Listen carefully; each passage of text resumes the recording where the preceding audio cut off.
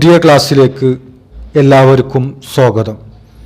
ഇന്ന് നമ്മൾ ഡിസ്കസ് ചെയ്യുന്നത് +1 പൊളിറ്റിക്കൽ സയൻസിലെ 4th ചാപ്റ്റർ ആയിട്ടുള്ള എക്സിക്യൂട്ടീവ് അഥവാ കാര്യനിർവഹണ വിഭാഗം എന്ന പാഠഭാഗമാണ് ചർച്ച ചെയ്യുന്നത്. ഈ പാഠഭാഗത്തെ പ്രധാനപ്പെട്ട ടോപ്പിക്കുകൾ നമുക്ക് വിശദമായിട്ട് പരിശോധിക്കാം.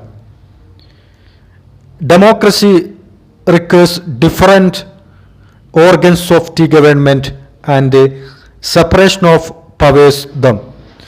ജനാധിപത്യ പ്രക്രിയക്കകത്ത് ഗവൺമെൻറ്റിന് വിവിധ തരത്തിലുള്ള വിഭാഗങ്ങളുണ്ട്. ഒരു ഗവൺമെൻറ് സംവിധാനം കാര്യക്ഷമമായ രീതിയിൽ മുന്നോട്ട് പോകണമെങ്കിൽ അതിനെ വിവിധ തരത്തിലുള്ള ഗവൺമെൻറ്റിൻ്റെ ഓർഗൻസ് വിഭാഗങ്ങൾ വളരെ കൃത്യമായ രീതിയിൽ പ്രവർത്തിക്കേണ്ടതുണ്ട്. അതുകൊണ്ട് തന്നെ സെപ്പറേഷൻ ഓഫ് പവേഴ്സ്, അതായത് അധികാര വിഭജനം, വളരെ അനിവാര്യമായിട്ടുള്ളൊരു കാര്യമാണ് ജനാധിപത്യ സംവിധാനത്തിനകത്ത് ഏതൊരു ഗവൺമെൻറ്റുകൾക്കകത്തും. ഈ ഗവൺമെൻറ്റിൻ്റെ വിവിധ വിഭാഗങ്ങൾക്കിടയിൽ ഓരോരുത്തർക്കും അവരുടേതായിട്ടുള്ള അധികാര വിഭജനങ്ങൾ കൃത്യമായിട്ട് നിർവചിച്ചിരിക്കും. നമുക്കേതായാലും ഏറ്റവും പ്രധാനപ്പെട്ട ഓർഗൻസ് ഓഫ് ഗവൺമെൻറ്, അതായത് ഗവൺമെൻറ്റിൻ്റെ വിവിധ വിഭാഗങ്ങൾ ഏതെല്ലാമെന്നൊന്ന് പരിശോധിക്കാം. ഒന്നാമത്തത് ലെജിസ്ലേച്ചർ, അതായത് നിയമനിർമ്മാണ സഭ. രണ്ടാമത്തത് എക്സിക്യൂട്ടീവ്, അതായത് കാര്യനിർവഹണ വിഭാഗം. മൂന്നാമത്തേത് ജുഡീഷ്യറി, അതായത് നീതിന്യായ വിഭാഗം. ഇതാണ് the important 3 organs of the government. ഇതാണ് ഓർഗൻസ് ഓഫ് ഗവൺമെൻറ്, അതായത് 3 തരത്തിലുള്ള ഗവൺമെൻറ്റിൻ്റെ വിഭാഗങ്ങൾ.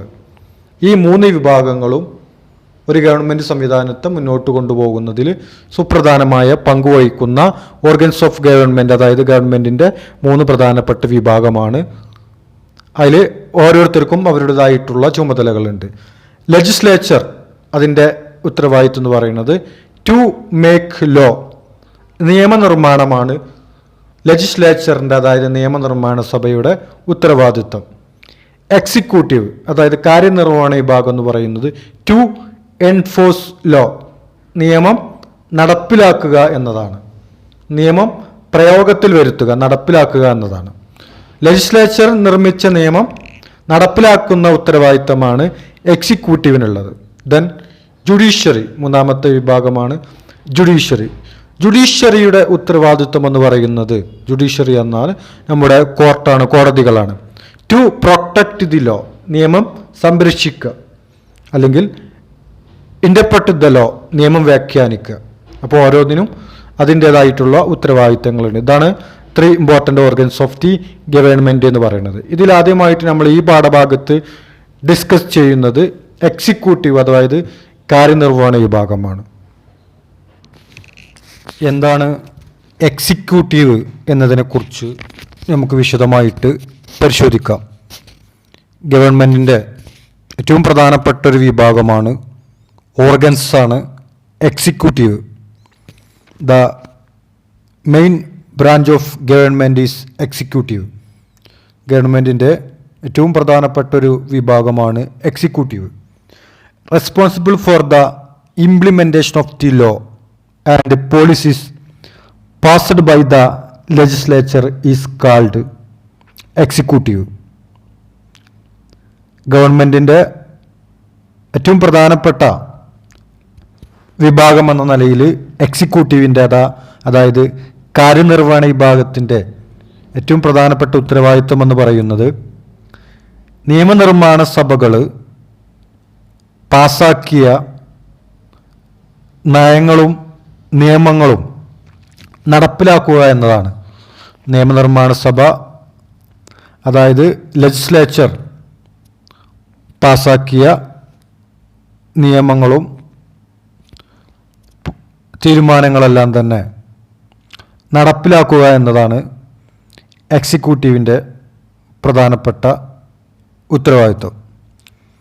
ഇനി നമുക്ക് പഠിക്കാനുള്ളത് ടൈപ്സ് ഓഫ് എക്സിക്യൂട്ടീവ്, വിവിധ തരത്തിലുള്ള എക്സിക്യൂട്ടീവുകളെ കുറിച്ച് പഠിക്കേണ്ടതുണ്ട്. അതായത് types of executive. There are 6 type of executive. പ്രധാനമായിട്ടും 6 തരത്തിലുള്ള കാര്യനിർവഹണ വിഭാഗങ്ങളുണ്ട്, അതായത് എക്സിക്യൂട്ടീവ്. അതിലേറ്റവും പ്രധാനപ്പെട്ടതാണ് ഒന്നാമത്തേത് single executive and plural executive. എന്താണ് single executive? The executive authority is vested in a single person. It is called single executive. Executive അധികാരം ഒരു വ്യക്തിയിൽ കേന്ദ്രീകരിക്കുന്ന എക്സിക്യൂട്ടീവ് ആണെങ്കിൽ അത്തരം എക്സിക്യൂട്ടീവുകളാണ് സിംഗിൾ എക്സിക്യൂട്ടീവ് എന്ന് പറയുന്നത്.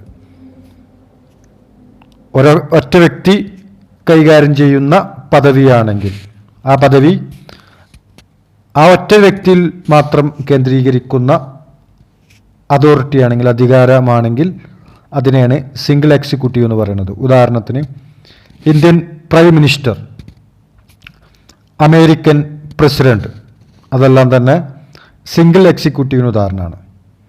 കാരണം ഇന്ത്യൻ പ്രൈം മിനിസ്റ്റർ എന്ന് പറയുമ്പോൾ ആ പദവി ആ വ്യക്തിയിൽ തന്നെ കേന്ദ്രീകരിക്കുന്നതാണ്. അതുകൊണ്ട് തന്നെ Indian prime minister, American president ഒക്കെ അതിന് സിംഗിൾ എക്സിക്യൂട്ടീവിന് ഉദാഹരണമാണ്. ഇനി പ്ലൂറൽ എക്സിക്യൂട്ടീവ് എന്താണെന്ന് നോക്കാം. The executive authority is vested in number of person is called plural executive. അധികാരം ഒന്നിലധികം വ്യക്തികളിൽ കേന്ദ്രീകരിക്കുന്ന എക്സിക്യൂട്ടീവ് ആണെങ്കിൽ അതിനെ പ്ലൂറൽ എക്സിക്യൂട്ടീവ് എന്ന് പറയുന്നു. അതിന് ഉദാഹരണമാണ് സ്വിറ്റ്സർലൻഡ്. സ്വിറ്റ്സർലൻഡിലെ എക്സിക്യൂട്ടീവ് പ്ലൂറൽ എക്സിക്യൂട്ടീവിന് ഉദാഹരണമാണ്. അതിന് കാരണം the executive power is handled by 7 members. അവിടുത്തെ എക്സിക്യൂട്ടീവ് അധികാരം 7 അംഗങ്ങൾ കൈകാര്യം ചെയ്യുന്നതാണ്. 7 അംഗങ്ങൾ ഒരുമിച്ചാണ് എക്സിക്യൂട്ടീവ് അധികാരം കൈകാര്യം ചെയ്യുന്നത്. അതായത് ഒന്നിലധികം പേരാണ് കൈകാര്യം ചെയ്യുന്നത്. ഒരു വ്യക്തിയിൽ മാത്രം കേന്ദ്രീകരിക്കുകയാണെങ്കിൽ അതിനെ സിംഗിൾ എക്സിക്യൂട്ടീവ് എന്നും, ഒന്നിലധികം പേരിലേക്കാണെങ്കിൽ പ്ലൂറൽ എക്സിക്യൂട്ടീവ് എന്ന് പറയുന്നു. പ്ലൂറൽ എക്സിക്യൂട്ടീവിന് ഉദാഹരണം Switzerland. Then next nominal executive and real executive. Nominal executive and real executive, അതായത് നാമമാത്രമായ എക്സിക്യൂട്ടീവും യഥാർത്ഥ എക്സിക്യൂട്ടീവും. ഫസ്റ്റ് നോമിനൽ എക്സിക്യൂട്ടീവ് എന്താണെന്ന് പരിശോധിക്കാം. Nominal executive is the head of the state who exercises only nominal power is called nominal executive. നാമമാത്രമായ executive എന്ന് പറഞ്ഞാൽ അദ്ദേഹം രാഷ്ട്രത്തിൻ്റെ തലവനായിരിക്കും, ഹെഡ് ഓഫ് സ്റ്റേറ്റ് ആയിരിക്കും. Nominal executive is the head of state. അദ്ദേഹം രാഷ്ട്രത്തിൻ്റെ തലവനായിരിക്കും. പക്ഷേ അദ്ദേഹത്തിന് നാമമാത്രമായ അധികാരം മാത്രമേ ഉണ്ടായിരിക്കുള്ളൂ, യഥാർത്ഥ അധികാരം ഉണ്ടായിരിക്കില്ല. അദ്ദേഹം രാഷ്ട്രത്തിൻ്റെ തലവനായിരിക്കും, പക്ഷേ അദ്ദേഹത്തിന് ഓൺലി നോമിനൽ പവർ, വളരെ നാമമാത്രമായ അധികാരം മാത്രമേ ഉണ്ടായിരിക്കുള്ളൂ. ഏറ്റവും നല്ല ഉദാഹരണമാണ് ഇന്ത്യൻ പ്രസിഡന്റ്, ഇന്ത്യൻ രാഷ്ട്രപതി. ഇന്ത്യൻ രാഷ്ട്രപതി ഹെഡ് ഓഫ് ദി സ്റ്റേറ്റ് ആണ്, രാഷ്ട്രത്തിൻ്റെ തലവനാണ്. പക്ഷേ അദ്ദേഹത്തിന് നോമിനൽ പവർ മാത്രമേ ഉള്ളൂ, വലിയ അധികാരങ്ങളൊന്നുമില്ല, നാമമാത്രമായ അധികാരം മാത്രമേ ഉള്ളൂ. ഇന്ത്യയിൽ റിയൽ എക്സിക്യൂട്ടീവ്, യഥാർത്ഥ അധികാരം പ്രൈം മിനിസ്റ്റർക്കാണ്, അതായത് പ്രധാനമന്ത്രിക്കാണ്. അതായത് നോമിനൽ എക്സിക്യൂട്ടീവ്, നാമമാത്രമായ അധികാരമുള്ള പദവി ഇന്ത്യൻ പ്രസിഡന്റിനുമാണ്. ഇനി റിയൽ എക്സിക്യൂട്ടീവ്, യഥാർത്ഥ എക്സിക്യൂട്ടീവ്, യഥാർത്ഥ അധികാരമുള്ള എക്സിക്യൂട്ടീവ് എന്താ നോക്കാം. Real executive is the head of the government who exercise real power is called real executive. Real executive എന്ന് പറയുന്ന അദ്ദേഹം ഗവൺമെന്റിന്റെ തലവനായിരിക്കും, അദ്ദേഹമായിരിക്കും യഥാർത്ഥ അധികാരം കൈയാളുന്നത്. യഥാർത്ഥ അധികാരം അദ്ദേഹത്തിൻ്റെ കയ്യിലായിരിക്കും.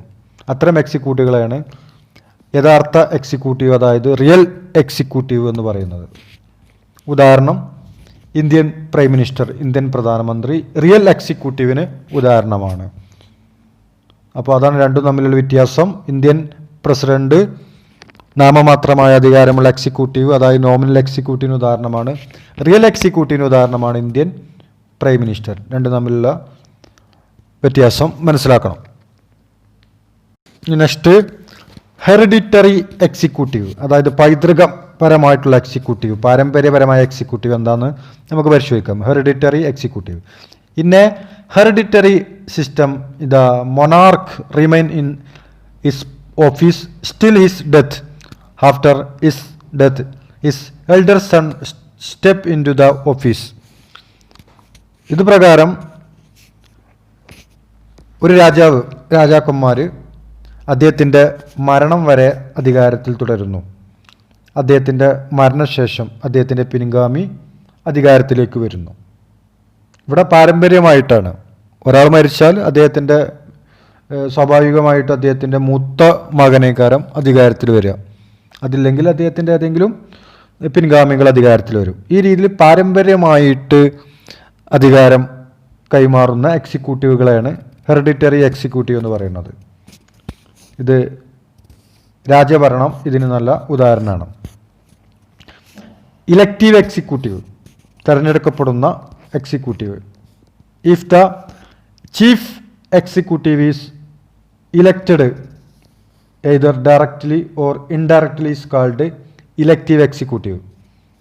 നേരിട്ടോ അല്ലാതെയോ, അതായത് പ്രത്യക്ഷമായോ പരോക്ഷമായോ തെരഞ്ഞെടുക്കപ്പെടുന്ന എക്സിക്യൂട്ടീവുകളാണ് ഇലക്റ്റീവ് എക്സിക്യൂട്ടീവ് എന്ന് പറയുന്നത്. ഉദാഹരണം ഇന്ത്യൻ പ്രസിഡന്റ്, അമേരിക്കൻ പ്രസിഡന്റ്, അതായത് USA പ്രസിഡന്റ്. ഇന്ത്യൻ പ്രസിഡന്റിനെയൊക്കെ അമേരിക്കൻ പ്രസിഡന്റിനൊക്കെ തെരഞ്ഞെടുക്കപ്പെടുന്നതാണ്.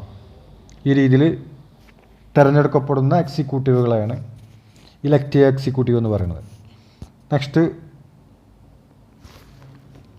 അപ്പോയിൻറ്റീവ് എക്സിക്യൂട്ടീവ്. എന്താണ് നിയമിക്കപ്പെടുന്ന എക്സിക്യൂട്ടീവ്?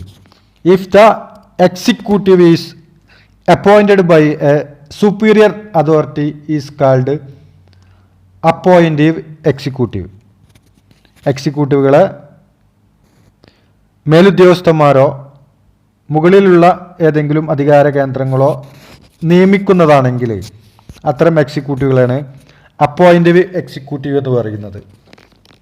അപ്പോൾ മുകളിലുള്ളൊരു സുപ്പീരിയർ അതോറിറ്റി, മുകളിലുള്ളൊരു അധികാര സംവിധാനം നിയമിക്കപ്പെടുന്ന എക്സിക്യൂട്ടീവുകളാണ് അപ്പോയിൻറ്റീവ് എക്സിക്യൂട്ടീവ് എന്ന് പറയുന്നത്. ഉദാഹരണത്തിന് ഗവർണർ.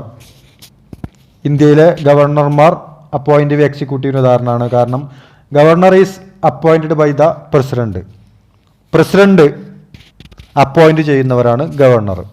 ഇവിടെ മേലുദ്യോഗസ്ഥൻ മുകളിലുള്ള പ്രസിഡന്റ്, മുകളിൽ ഗവർണറെ നിയമിക്കുന്ന സുപ്പീരിയർ അതോറിറ്റി അല്ലെങ്കിൽ മുകളിലുള്ള പദവി എന്ന് പറയുന്നത് പ്രസിഡന്റാണ്. ആ പ്രസിഡന്റിനാൽ അപ്പോയിൻറ്റ് ചെയ്യുന്നവരാണ് governor. Next political executive and permanent executive. രാഷ്ട്രീയ എക്സിക്യൂട്ടീവും സ്ഥിരം എക്സിക്യൂട്ടീവും. എന്താണ് political executive and permanent executive? First നമുക്ക് പൊളിറ്റിക്കൽ എക്സിക്യൂട്ടീവ് എന്താണെന്ന് നോക്കാം. If the executive of a country is elected for a definite period is called political executive. ഒരു നിശ്ചിത കാലയളവിലേക്ക് രാജ്യം തിരഞ്ഞെടുക്കപ്പെടുന്ന എക്സിക്യൂട്ടീവിനെയാണ് പൊളിറ്റിക്കൽ എക്സിക്യൂട്ടീവ് എന്ന് പറയുന്നത്. ഉദാഹരണം ഗവൺമെൻറ്റാണ്. നമ്മുടെ സർക്കാരുകളെ ഒരു നിശ്ചിത കാലാവധിയിലേക്കാണ് തിരഞ്ഞെടുക്കപ്പെടുന്നത്. മിക്കവാറും ജനങ്ങളാൽ തിരഞ്ഞെടുക്കപ്പെടുന്നതായിരിക്കും ഒരു നിശ്ചിത കാലയളവിലേക്ക്. 5 വർഷമായിരിക്കാം, 6 വർഷമായിരിക്കാം. പല രാജ്യങ്ങളിലും പല രീതിയിലാണ്. സ്വാഭാവികമായിട്ടും നമ്മുടെ രാജ്യത്ത് ഈ പൊളിറ്റിക്കൽ എക്സിക്യൂട്ടീവിനെ തിരഞ്ഞെടുക്കാറ് 5 വർഷ കാലയളവിലേക്കാണ്. അപ്പോൾ ഈ മന്ത്രിമാരും മറ്റു ജനപ്രതിനിധികളൊക്കെ ഇതിന് ഉദാഹരണമാണ്. ഗവൺമെൻറ് ആണ് പൊളിറ്റിക്കൽ എക്സിക്യൂട്ടീവിന് ഉദാഹരണം. ഇനി എന്താണ് permanent executive? If the executive of a country is appointed for permanent such executive is called permanent executive. അപ്പോൾ സ്ഥിര എക്സിക്യൂട്ടീവ് ദീർഘകാലത്തേക്ക് രാജ്യം നിയമിക്കുന്ന എക്സിക്യൂട്ടീവാണ് സ്ഥിരം എക്സിക്യൂട്ടീവ്. അതായത് ഒരു സ്ഥിര കാലയളവിലേക്ക് നിയമിക്കപ്പെടുന്നവരാണ് പെർമനൻ്റ് എക്സിക്യൂട്ടീവ്. പൊളിറ്റിക്കൽ എക്സിക്യൂട്ടീവിന് കുറഞ്ഞ കാലയളവ് ഉണ്ടാവുള്ളൂ, ഇവർക്ക് ദീർഘമായ കാലയളവ് ഉണ്ടാവും. അതുകൊണ്ടാണ് ഇവരെ സ്ഥിരം എക്സിക്യൂട്ടീവ്, അതായത് പെർമനന്റ് എക്സിക്യൂട്ടീവ് എന്ന് പറയുന്നത്. കാരണം അവർക്ക് റിട്ടയർ ചെയ്യുന്നത് വരെ, വിരമിക്കുന്നത് വരെ അധികാരത്തിൽ തുടരാൻ സാധിക്കും. മാക്സിമം 60 വയസ്സ് വരെ അല്ലെങ്കിൽ 56 വയസ്സ് വരെയൊക്കെ അവർക്ക് അധികാരത്തിൽ തുടരാൻ സാധിക്കും. അതിനേറ്റവും നല്ല ഉദാഹരണം ഉദ്യോഗസ്ഥന്മാർ, ബ്യൂറോക്രസി, അതായത് സിവിൽ സർവീസ്. അവർക്ക് ഈ പെർമനന്റ് എക്സിക്യൂട്ടീവ് ആയിട്ടുള്ള ഉദ്യോഗസ്ഥന്മാർക്ക് അല്ലെങ്കിൽ ബ്യൂറോക്രസിക്ക്, സിവിൽ സർവീസ് ഉദ്യോഗസ്ഥന്മാർക്ക് വിരമിക്കുന്നത് വരെ അധികാരത്തിൽ തുടരാൻ സാധിക്കും. അപ്പോൾ പെർമനന്റ് എക്സിക്യൂട്ടീവിന് ഉദാഹരണമാണ് civil service. Next, parliamentary executive and presidential executive. Parliamentary എക്സിക്യൂട്ടീവും പ്രസിഡൻഷ്യൽ എക്സിക്യൂട്ടീവും. In a parliamentary executive, there are two important posts like head of state and head of the government. Parliamentary എക്സിക്യൂട്ടീവിനകത്ത് 2 തരത്തിലുള്ള പദവികൾ ഉണ്ടായിരിക്കും, അധികാര രൂപങ്ങൾ ഉണ്ടായിരിക്കും. അതായത് ഹെഡ് ഓഫ് സ്റ്റേറ്റ്, രാഷ്ട്രത്തിൻ്റെ തലവനുണ്ടായിരിക്കും. ഹെഡ് ഓഫ് ദി ഗവൺമെൻറ്, ഗവൺമെൻറ്റിൻ്റെ തലവനുണ്ടായിരിക്കും. These 2 posts are handled by 2 different person. Such type of executive is parliamentary executive. ഈ 2 പോസ്റ്റുകൾ, പദവികൾ കൈകാര്യം ചെയ്യുന്നത് 2 വ്യത്യസ്ത വ്യക്തികളായിരിക്കും. ഉദാഹരണത്തിന് ഈ ഹെഡ് ഓഫ് ദി സ്റ്റേറ്റ്, അതായത് രാഷ്ട്രത്തിൻ്റെ തലവൻ എന്ന പോസ്റ്റും ഹെഡ് ഓഫ് ദി ഗവൺമെൻറ് തലവൻ എന്ന പദവിയും 2 വ്യത്യസ്ത വ്യക്തികളായിരിക്കും കൈകാര്യം ചെയ്യുക. ഈ രീതിയിലുള്ള എക്സിക്യൂട്ടീവുകളാണ് പാർലമെന്ററി എക്സിക്യൂട്ടീവ് എന്ന് പറയുന്നത്. ഉദാഹരണത്തിന് ഇന്ത്യ, ബ്രിട്ടൻ, ജർമ്മനി, ഇറ്റലി തുടങ്ങിയ രാജ്യങ്ങളെല്ലാം തന്നെ പാർലമെന്ററി എക്സിക്യൂട്ടീവിന് ഉദാഹരണമാണ്. അപ്പോൾ ഇന്ത്യയിൽ പാർലമെന്ററി എക്സിക്യൂട്ടീവിൽ നമുക്ക് കാണാൻ സാധിക്കും ഈ 2 തരത്തിലുള്ള എക്സിക്യൂട്ടീവുകളെ. അതായത് ഹെഡ് ഓഫ് ദി സ്റ്റേറ്റ് എന്ന് പറയുന്നത്, രാഷ്ട്രത്തിൻ്റെ തലവെന്ന് പറയുന്നത് പ്രസിഡന്റാണ്. അദ്ദേഹത്തിന് നാമമാത്രമായ അധികാരം മാത്രമേ ഉള്ളൂ, അതുകൊണ്ട് അദ്ദേഹം നോമിനൽ എക്സിക്യൂട്ടീവാണ്. എന്നാലോ head of the government, Indian parliamentary എക്സിക്യൂട്ടീവിൽ ഹെഡ് ഓഫ് ദി ഗവൺമെൻറ്, അതായത് സർക്കാരിൻ്റെ തലവൻ, അതായത് ഗവൺമെൻറ്റിൻ്റെ തലവെന്ന് പറയുന്നത് പ്രൈം മിനിസ്റ്ററാണ്. അദ്ദേഹത്തിനാണ് യഥാർത്ഥ അധികാരം. അതുകൊണ്ട് അദ്ദേഹത്തെ റിയൽ എക്സിക്യൂട്ടീവ് എന്ന് പറയാം. അപ്പോൾ ഇന്ത്യൻ പാർലമെന്ററി സിസ്റ്റത്തിലെ റിയൽ എക്സിക്യൂട്ടീവ് എന്ന് പറയുന്നത് പ്രൈം മിനിസ്റ്ററും നോമിനൽ എക്സിക്യൂട്ടീവ് എന്ന് പറയുന്നത് പ്രസിഡന്റുമാണ്. അതുകൂടി മനസ്സിലാക്കണം. ഇനി പ്രസിഡൻഷ്യൽ എക്സിക്യൂട്ടീവ് എന്താണെന്ന് പരിശോധിക്കാം. Presidential executive, there are 2 important posts like head of the state and head of the government. These 2 posts are handled by 1 person only. Such type of executive is presidential executive. അപ്പോൾ presidential executive രാഷ്ട്രത്തിൻ്റെ തലവനും ഗവൺമെൻറ്റിൻ്റെ തലവനും ഒക്കെ ഒരൊറ്റ വ്യക്തിയായിക്കാരം അധികാരം കൈകാളുക. എല്ലാ അധികാരങ്ങളും ഒരൊറ്റ വ്യക്തിയിലേക്ക് കേന്ദ്രീകരിക്കുകയാണ്. രാഷ്ട്രത്തിൻ്റെ തലവൻ എന്ന രീതിയിലും ഗവൺമെൻറ് തലവൻ എന്ന രീതിയിലുള്ള അധികാരങ്ങളൊക്കെ ഒരൊറ്റ വ്യക്തിയിലേക്ക്, പ്രസിഡന്റ് എന്ന വ്യക്തിയിലേക്ക് കേന്ദ്രീകരിക്കുന്ന സമ്പ്രദായമാണ് ഈ പ്രസിഡൻഷ്യൽ എക്സിക്യൂട്ടീവ്. ഇതിന് നല്ല ഉദാഹരണമാണ് അമേരിക്കൻ പ്രസിഡന്റ്. അപ്പോൾ കൃത്യമായിട്ട് മനസ്സിലാക്കണം, പ്രസിഡൻഷ്യൽ സമ്പ്രദായത്തിൽ, പ്രസിഡൻഷ്യൽ എക്സിക്യൂട്ടീവിൽ പ്രസിഡന്റാണ് രാഷ്ട്രത്തലവൻ, യഥാർത്ഥ ഭരണാധികാരിയും. തത്വത്തിൽ പ്രയോഗത്തിലൊക്കെ തന്നെ പ്രസിഡന്റിന് വ്യാപകമായിട്ടുള്ള അധികാരങ്ങളാണുള്ളത്.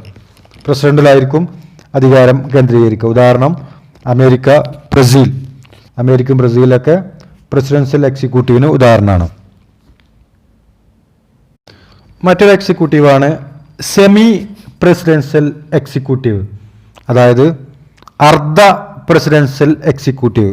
എന്താണ് അർദ്ധ പ്രസിഡൻഷ്യൽ എക്സിക്യൂട്ടീവ് എന്ന് പരിശോധിക്കാം. In A semi presidential executive, the president and prime minister share equal power. Such type of executive is called semi presidential executive. അർദ്ധ പ്രസിഡൻഷ്യൽ സമ്പ്രദായത്തിൽ അവിടെ പ്രസിഡന്റും ഉണ്ടായിരിക്കും, പ്രൈം മിനിസ്റ്ററും ഉണ്ടായിരിക്കും. ഈ പ്രസിഡന്റും പ്രൈം മിനിസ്റ്ററും അധികാരം തുല്യ രീതിയിൽ പങ്കുവെക്കപ്പെടുന്ന, ഷെയർ ചെയ്യപ്പെടുന്ന സമ്പ്രദായമാണ് സെമി പ്രസിഡൻഷ്യൽ സമ്പ്രദായം എന്ന് പറയുന്നത്. ഇതൊരു പാർലമെൻ്ററി രീതിയുടെയും പ്രസിഡൻഷ്യൽ രീതിയുടെയും ഒരു മിശ്ര രൂപമാണ്, രണ്ടും മിക്സ് ചെയ്യണേ. ഇവിടെ പ്രത്യേകത എന്ന് പറയുന്നത് പ്രൈം മിനിസ്റ്റർക്കും അതുപോലെ തന്നെ, അതായത് പ്രധാനമന്ത്രിക്കും പ്രസിഡന്റിനും തുല്യ രീതിയിലായിരിക്കും അധികാരമുണ്ടായിരിക്കുക, ഈക്വൽ പവർ ആയിരിക്കും. അതിനുദാഹരണമാണ് France, Russia, Sri Lanka. Semi presidential രീതിക്ക് ഉദാഹരണമായിട്ടുള്ള രാജ്യമാണ് ഫ്രാൻസ്, റഷ്യ, ശ്രീലങ്ക. ഇതോടെ ഇന്നത്തെ ക്ലാസ് അവസാനിച്ചിരിക്കുന്നു. ഈ പാഠഭാഗത്തിലെ മറ്റു പ്രധാനപ്പെട്ട ടോപ്പിക്കുമായിട്ട് വീണ്ടും നമുക്ക് കാണാം. നന്ദി, നമസ്കാരം.